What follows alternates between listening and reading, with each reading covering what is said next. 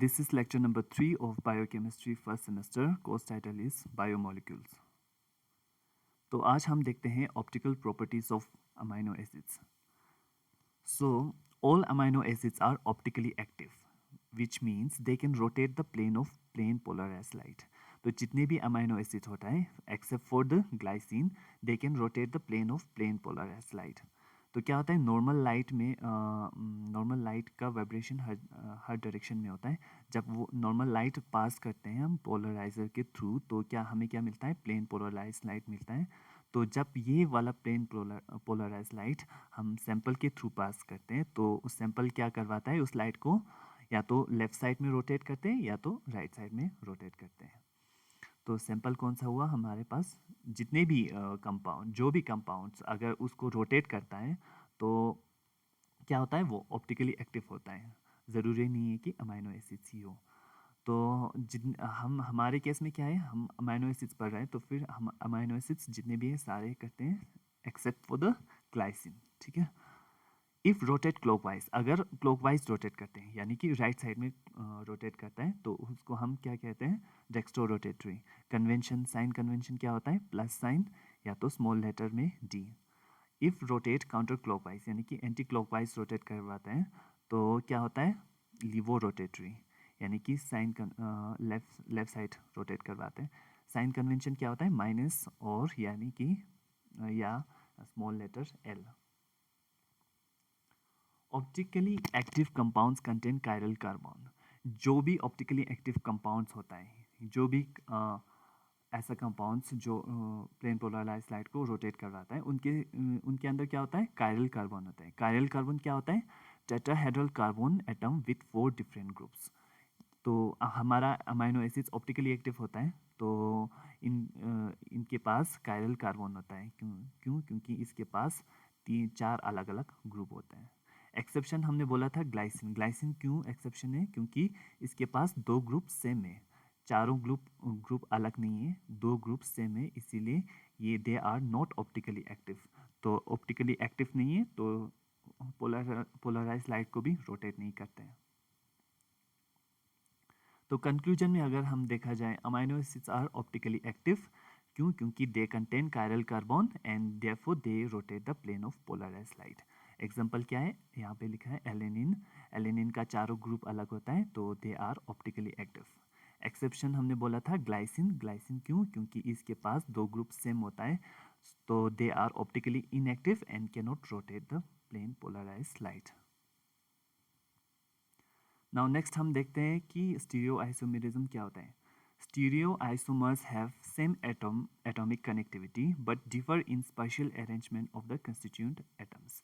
Stereo isomers क्या होता है उनके पास जो भी एटम्स होता है उनका कनेक्शन सेम होता है पर क्या होता है they differ in spatial arrangement of constituent atoms यानी कि स्पेस में जो भी एटम्स अरेंजमेंट है उसमें डिफर करता है. यहाँ देख सकते हैं नीचे इसमें देख सकते हैं जितने भी एटम का कनेक्शन है सब में सेम है. CO के बाद H है COOH है COH है C कार्बन के बाद ऐसे NH2 है NH2 सेम दोनों में सेम है पर क्या है अरेंजमेंट अलग है. ये वाला हाइड्रोजन इस साइड है ये वाला हाइड्रोजन इस साइड है ये वाला यहाँ है ये वाला यहाँ है. इसका NH2 इस साइड है इसका NH2 इस साइड है. इसका COH इस साइड है इसका COH इस साइड है. ठीक है. तो अरेंजमेंट में स्पेस में अरेंजमेंट अलग होता है बाकी दिखने में सेम है पर एटम का अरेंजमेंट स्पेस में अलग अलग जगह पे है. Therefore, they are called stereoisomers. Stereoisomers 2 types के होते हैं जियोमेट्रिक आइसोमर्स और ऑप्टिकल आइसोमर्स. जियोमेट्रिक हम केमिस्ट्री में पढ़ते हैं यहाँ इम्पोर्टेंट नहीं है तो हम ऑप्टिकल आइसोमर्स देखते हैं.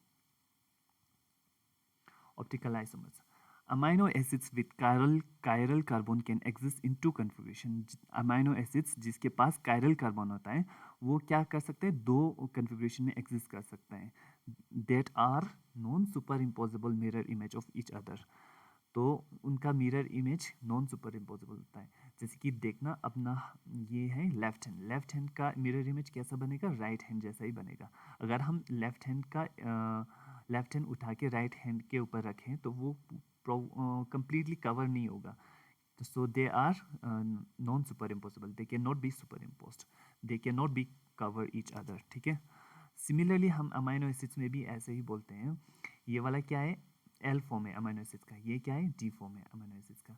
अगर ये वाला अमाइनो एसिड, ये वाला फॉर्म, इसका मिरर इमेज है ना, ये इसका मिरर इमेज है, एक दूसरे का मिरर इमेज है।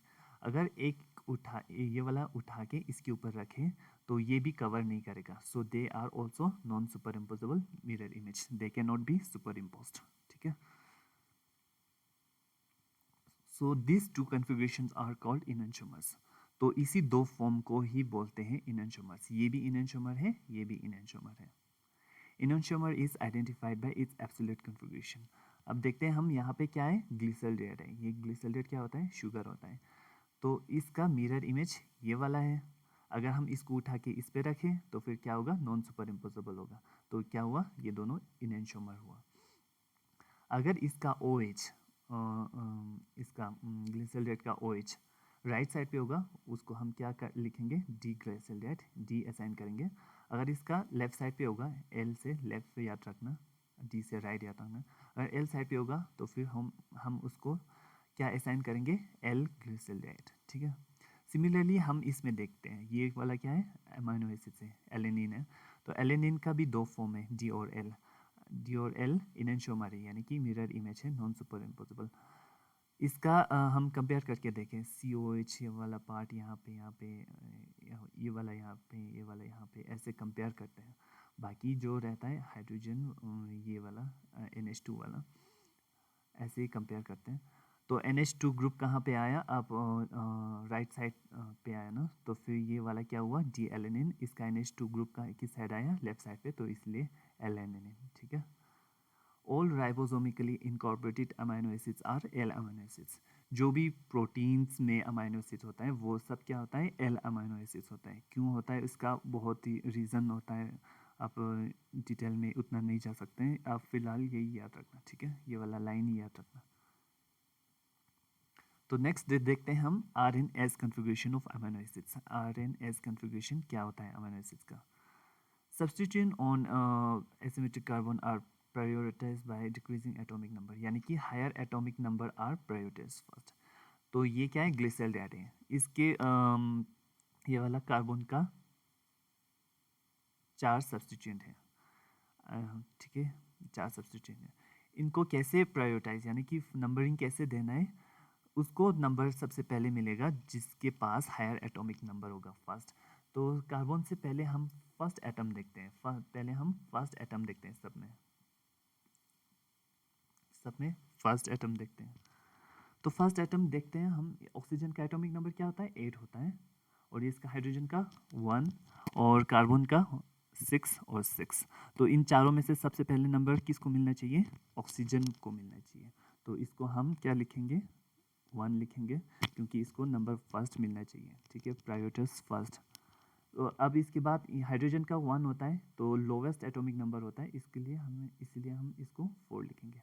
अब ये दोनों सेम है, कार्बन कार्बन दोनों का 6 है। अब क्या करेंगे, अब इसके बाद हम क्या देखेंगे, नेक्स्ट वाला एटम देखेंगे। नेक्स्ट एटम क्या है, अब ये कैसे लिखेंगे हम, CH डबल बॉन्ड, ये कार्बोनाइल ग्रुप है, तो इसको हम कैसे लिख सकते हैं, अब ऐसे भी लिख सकते हैं ना, क्योंकि डबल बॉन्ड O मतलब 2 सिग्मा बॉन्ड है, तो ऐसे भी लिख सकते हैं। ठीक है, इसका मतलब क्या है, कार्बन के बाद नेक्स्ट एटम को देखना था हमें। नेक्स्ट एटम क्या है इसका, 2 ऑक्सीजन और एक हाइड्रोजन, OOH। सिमिलरली हम इसमें देखते हैं, इसमें क्या है, ये वाला कार्बन, उसके बाद क्या जुड़ा हुआ है, 2 हाइड्रोजन जुड़ा हुआ है। ठीक है, 2 हाइड्रोजन, उसके बाद ऑक्सीजन, उसके बाद फिर से एक हाइड्रोजन। अब हमने बोला था कि इसके बाद क्या देखना है, नेक्स्ट एटम जो भी जुड़ा हुआ है। नेक्स्ट एटम क्या क्या जुड़ा हुआ है, 2 हाइड्रोजन और एक ऑक्सीजन, मतलब यहाँ पे एक ऑक्सीजन और 2 हाइड्रोजन है नेक्स्ट एटम। तो हम देखेंगे इन दोनों में से किसको प्रायोरिटी मिले फर्स्ट, तो दोनों में ऑक्सीजन ऑक्सीजन है। अब नेक्स्ट देखेंगे, इसमें ऑक्सीजन है, इसमें हाइड्रोजन है, हायर एटॉमिक नंबर इसमें हैं, तो फिर इसीलिए इसको मिलना चाहिए सेकंड, ठीक है, इसको मिलना चाहिए थर्ड। अब हमने नंबरिंग कर दिया, प्रायोरिटाइजेशन कर दिया। अब हम देखेंगे कैसे जा रहा है। हमें जाना है 1 2 3 4, तो ये 1 है, 4 नीचे आ रहा है, 4 को स्किप करो, 2 और 3 ऐसे जा रहा है, क्लॉकवाइज जा रहा है। क्लॉकवाइज जाने का मतलब दे आर असाइंड आर। अगर क्लॉकवाइज जा रहा है तो फिर हम क्या असाइन करेंगे उसको, आर। तो ये क्या हुआ, आर ग्लिसरॉल्डिहाइड, ठीक है। और एक चीज़ याद रखना, अगर ये वाला हाइड्रोजन नीचे नहीं होगा, इस वर्टिकल लाइन पे नहीं होगा, तो हमें लेके आना है घुमा घुमा के, ठीक है। तो यहाँ पे हम देख सकते हैं इसको 4 मिला है, अब इसको क्या मिला है, OH को 1 मिला है, इसको 2, इसको 3। अब हम देखते हैं 1 2 3 की साइड चलते हैं, तो कैसे जा रहा है, एंटी क्लॉकवाइज जा रहा है। एंटी क्लॉकवाइज जा रहा होगा तो फिर हम उसको क्या असाइन करेंगे, एस। तो ये क्या हुआ, एस ग्लिसरॉल्डिहाइड, ठीक है, ऐसे असाइन करना है। अभी हमने बात किया ये तो ग्लिसरॉल्डिहाइड है, ग्लिसरॉल्डिहाइड यानी कि शुगर है। अब हम अमाइनो एसिड के केस में देखते हैं, ये वाला क्या है, एलेनिन। तो एलेनिन में भी वैसे ही करना है। पहले देखते हैं हाइड्रोजन। हाइड्रोजन तो सबसे लोवेस्ट एटॉमिक नंबर, तो उसको 4 लगाना ही लगाना है। अब नाइट्रोजन का एटॉमिक नंबर 7 होता है और कार्बन का 6, तो इसको फर्स्ट मिलेगा। अब इन दोनों में देखते हैं, इन दोनों में कैसे होता है। अब ये वाला COO कैसे होता है,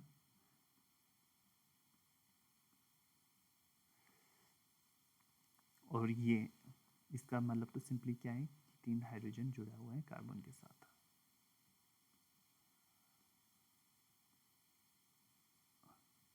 ठीक है।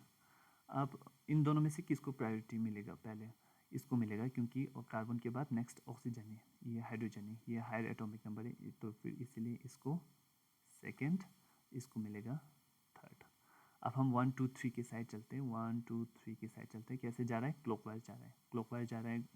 तो फिर ये क्या हुआ, आर, तो ये क्या असाइन करेंगे हम इसको, आर एलेनिन, ठीक है।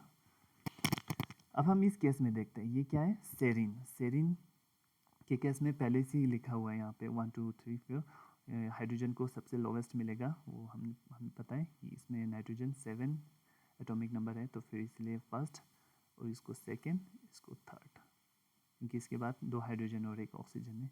इसमें क्या है, 3 सिग्मा बॉन्डेड ऑक्सीजन है, ठीक है।